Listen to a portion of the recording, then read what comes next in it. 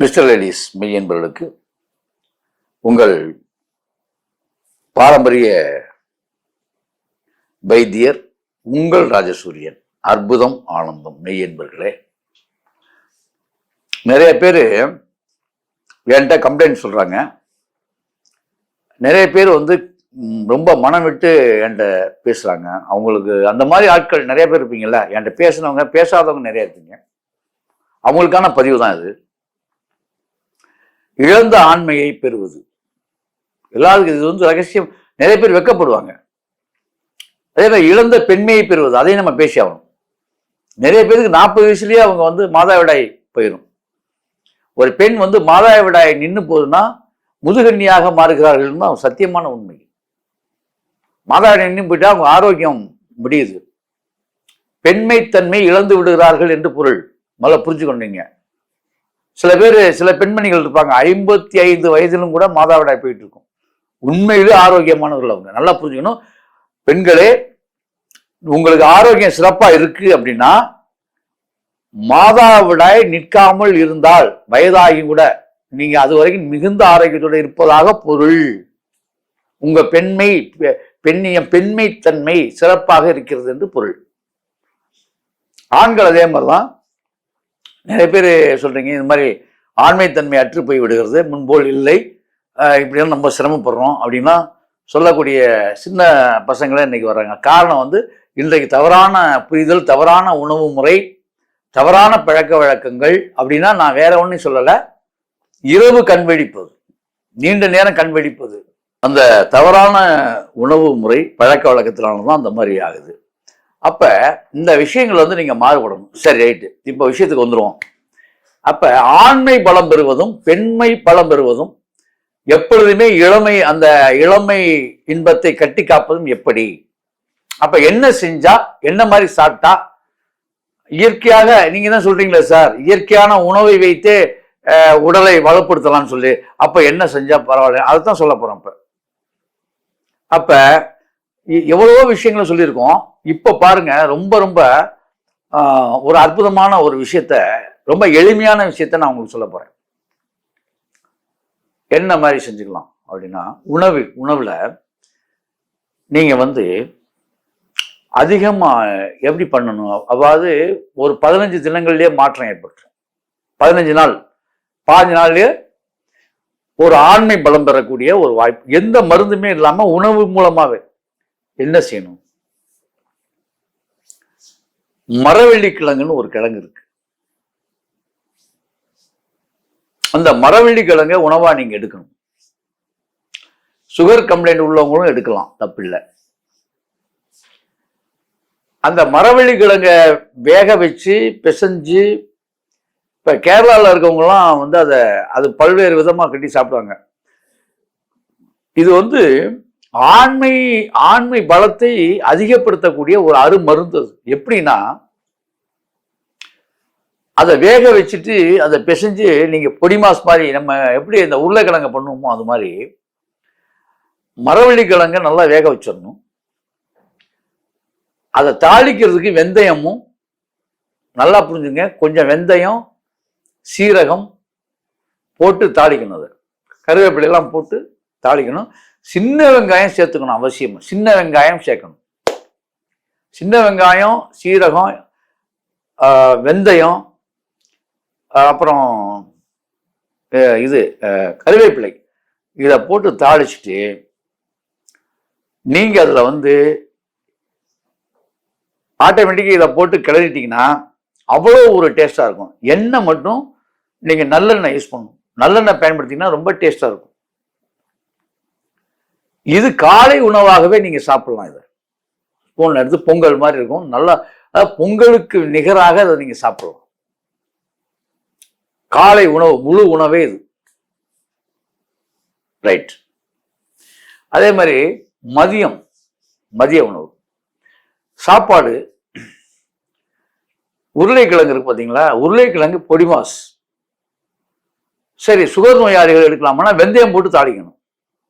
உருளைக்கிழங்கு பொடிமாசை வெந்தயம் போட்டு தாளித்தால் பந்தயம் கட்டி சொல்லலாம், சுகர் ஏறாது. காலையிலேயே நான் என்ன சொல்லிட்டேன், இல்ல நீங்க காலையில உணவோட அதை எடுங்க நான் சொல்லல. காலை உணவே மரவள்ளி கிழங்கு தான். மதிய உணவு வந்து சாப்பாட்டோட உருளைக்கிழங்கு ரொம்ப ரொம்ப பொட்டேட்டோஸ் மிக அற்புதமான ஒரு சக்தி வாய்ந்தது. அருமையா நீங்க எடுக்கலாம். சரியா? இதுல வந்து உருளைக்கிழங்கு இன்னைக்கு எடுத்துட்டு இருக்கேன் சார்னா, இன்னொரு நாளைக்கு என்ன பண்ணணும், வாழைக்காயை நீங்க மாத்திக்கணும். வாழைக்காய், மொந்த வாழைக்காய் இருக்குல்ல, அதை நீங்க சைடிஷா வச்சுக்கணும். நிறைய வைக்கணும். சாப்பாட்டுக்கு ஈக்குவலா சொல்றேன் நான். ஒரு கப்பு சாப்பாடுனா ஒரு கப்பு உருளைக்கிழங்கு, ஒரு கப்பு சாப்பாடுனா ஒரு கப்பு வாழைக்காய். வாழைக்காய் எப்படி ப்ரிப்பேர் பண்ணுறோன்னு பல இதுல சொல்லியிருக்கேன். இப்பவும் மிளகு பொடி சேர்த்துக்கணும். உருளைக்கிழங்குலையும் மிளகு பொடி சேர்க்கணும். மசாலா அந்த காலையில உணவு சொன்னேன்ல, அதுலயும் மிளகு வந்துகிட்டே இருக்கணும். உள்ள மிளகு வர வேண்டும். மிளகும் வெந்தயமும் உள்ள வந்துட்டா உங்களுக்கு சுகர் கண்ட்ரோல் ஆயிடும். இது சுகரை உற்பத்தி பண்ற வேலையே இங்க நடக்காது. போதுமா? கணையம் புண் ஆறும். கணையம்னா என்ன? இன்சுலின் தன்மையில பிரச்சனை வருது, அதை சரி செய்யும். மாறாம வேலை செய்யும். ரைட், சொல்லிட்டேன். இப்ப மதிய உணவு என்ன? மதிய உணவு இப்படி பண்ணிக்கிறீங்க. அப்ப ஆண்மை இதுக்கு வேற என்ன, இரவுல வேற என்ன பண்றது? வாங்க பாயிண்ட். கருணை கிழங்குன்னு ஒரு கிழங்கு இருக்கு. கருணை கிழங்கு இரவுல தான் சொல்றேன். கருஞ்சீரகத்துடன் கருணை கிழங்கு கருஞ்சீரகம் சேர்க்கணும், நல்லெண்ணெய் சேர்க்கணும். இரவுல நல்லா மசியல் பண்ணிடணும். வேக வச்சு சிறு வெங்காயம் வெட்டி போட்டு, சீரகம் சிறு வெங்காயம் வெட்டி போட்டு நல்லா தாளிச்சு, கடுகு சேர்க்கக்கூடாது, சிறு வெங்காயமும் சீரகம் போட்டு தாளிக்கணும். வெந்தயமும் கொஞ்சம் போட்டுக்கலாம், ஆட் பண்ணிக்கலாம். இதுல கருஞ்சீரகம் முக்கியமா போடணும், தூள் பண்ணி போடணும். கருஞ்சீரகத்தை வறுத்து தூள் பண்ணி 1 ஸ்பூன் போடணும். இதுல அதுலயும் வந்து 2 விஷயம் இருக்கு. கருணைக்கிழங்குல சின்னதா இருக்கும், சிறு கருணைக்கிழங்கு, நாட்டுக்கிழங்கு, அதுதான் யூஸ் பண்ணணும். இதை இரவு சாப்பாடு நீங்க எதை சாப்பிட்டாலும் அதுக்கு ஈக்குவலா அது இருக்கணும். இந்த கிழங்கு வகைகளை, அது சக்கரவள்ளி கிழங்கு எல்லா நேரத்தையும் கிடைக்காது, நான் விட்டுட்டேன். ஆனா சக்கரவள்ளி கிழங்கு கிடைச்சுன்னு வச்சுங்க, காலை உணவு சக்கரவள்ளி கிழங்கு எடுங்க. சக்கரவள்ளி கிழங்கு என்பது வெள்ளையாக இருப்பதல்ல, செந்நிறமா இருக்கும், சிவப்பா இருக்கும், ரோஸ் கலரா இருக்கும். அதான் உண்மையான சக்கரவள்ளி கிழங்கு காலை உணவை எடுத்தீங்கன்னா சர்க்கரை நோய் ஏற்று போயிடும் அன்பர்களே. அதனால சக்கரவள்ளி கிழங்குன்னு சொன்னாங்க. அது சர்க்கரை நோயை தீர்க்குகின்ற கிழங்கு சேர்ந்தா சர்க்கரை வரும்பாங்க. இந்த கிழங்கு சர்க்கரையை தீர்க்கும். இன்றைக்கு நான் பதிவு பண்றேன், தெரிஞ்சுக்கங்க. நான் சொல்லும் விதமாக நீங்கள் சாப்பிடணும். அங்க வெந்தயமும் சீரகமும் ஆட் பண்ணணும். இப்படி தொடர்ந்து நீங்க இந்த கிழங்குகளை எடுத்தனால இந்த கிழங்குகள் உங்களுடைய கிழங்குகள் நீங்கள் அதிகமாக நான் சொல்லும்படியாக எடுத்துக்கொண்டால் ஆண்மை பலம் பெறும், பெண்மை பலம் பெறும். 15 தினங்களுக்குள்ளேயே தெரிஞ்சிடும். ரொம்ப நாள் கிடையாது, வெறும் 15 நாட்கள்ல தெரியும். ஆண்மை உறுப்புகளும் பெண்மை உறுப்புகளும் மிக பெரும் அளவுல பலம் பெறும் என்பதை நீங்க புரிஞ்சுக்கணும்.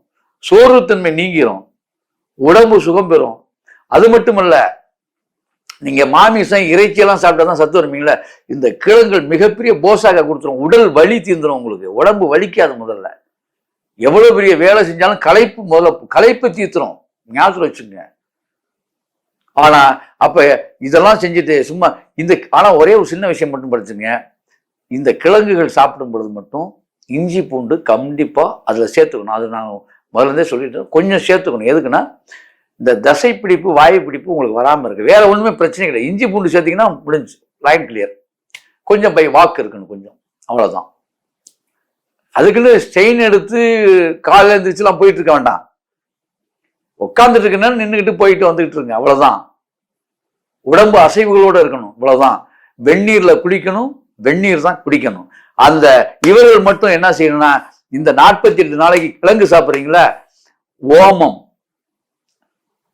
1 லிட்டர் தண்ணி குடிநீரை பயன்படுத்திங்க. ஒரு நாளைக்கு 3 லிட்டர் நீங்க குடிக்கணும்னு சொல்றாங்க, வேணாம் 2 லிட்டர் போதுமானது. இந்த 2 லிட்டர் தண்ணியில ஓமம் 3 ஸ்பூன் ஓமம், 3 ஸ்பூன் சீரகம் போட்டு 2 லிட்டர் தண்ணியை காய்ச்சிருங்க. இதை குடிநீராக நீங்க வச்சுருங்க. ஜக்கில் ஊற்றிட்டு போயிருங்க, இதில் ஃப்ளாஸ்கில் ஊற்றிட்டு போயிருங்க. எங்கே போனாலும் குடிக்கிறதுக்கு இதை யூஸ் பண்ணுங்க. ஒரு 15 நாளிலேயே உங்களுக்கு தெரிஞ்சு போயிடும். அவ்வளோ அற்புதமா உடம்பு இருக்கும். கிழங்கு சாப்பாடு சாப்பிடுறவங்களுக்கு அப்படி இருக்கும்.